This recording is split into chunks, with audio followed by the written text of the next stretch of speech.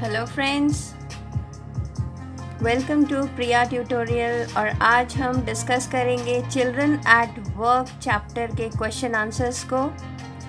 चलिए शुरू करते हैं। फर्स्ट क्वेश्चन है, Velu stood on the platform but he felt as if he was still on the moving train. Why? Velu platform पर खड़ा था लेकिन उसे ऐसा फील हो रहा था कि वो अभी भी जो है चलते हुए ट्रेन में है। ऐसा क्यों? Velu had run away from home. Being a small boy, he was naturally tired, hungry and afraid of the ticket examiner. क्योंकि वेलू जो था वो घर से भागा हुआ था, एक छोटा सा लड़का जो कि बहुत थका हुआ, भूखा और डर के मारे बैठा हुआ था क्योंकि उसके पास टिकट नहीं थी।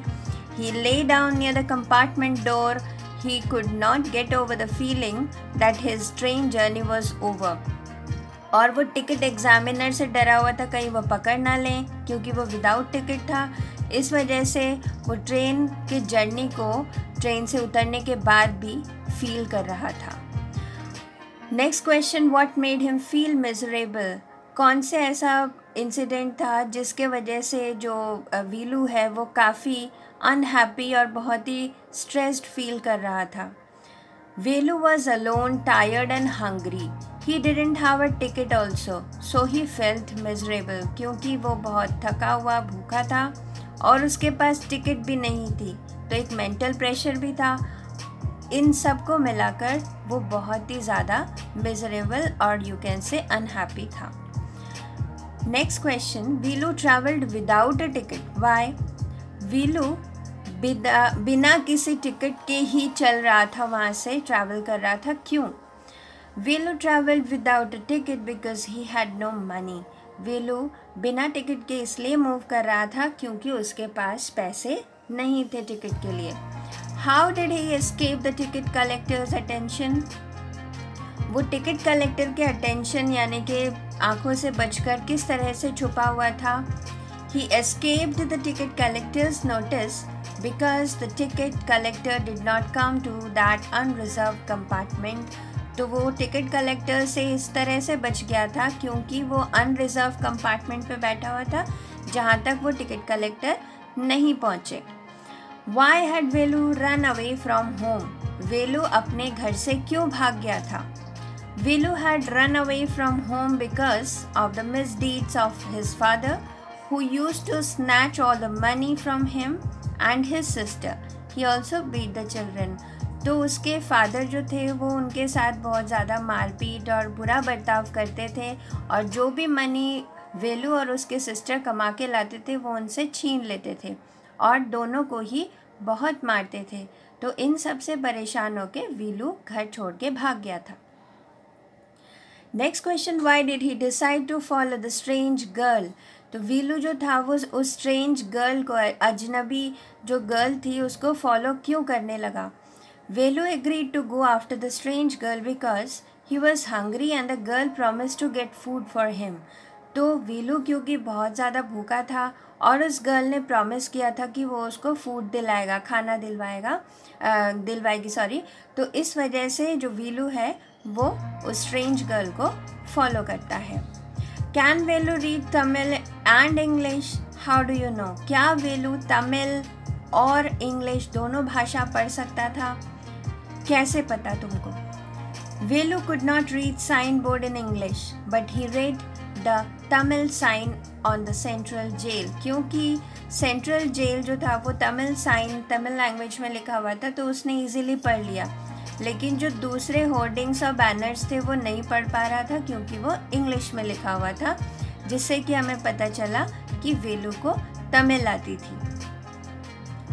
Next question, if you are not careful you will soon be counting bars there, the girl said. जो उस गर्ल ने कहा था, तो what is she referring to?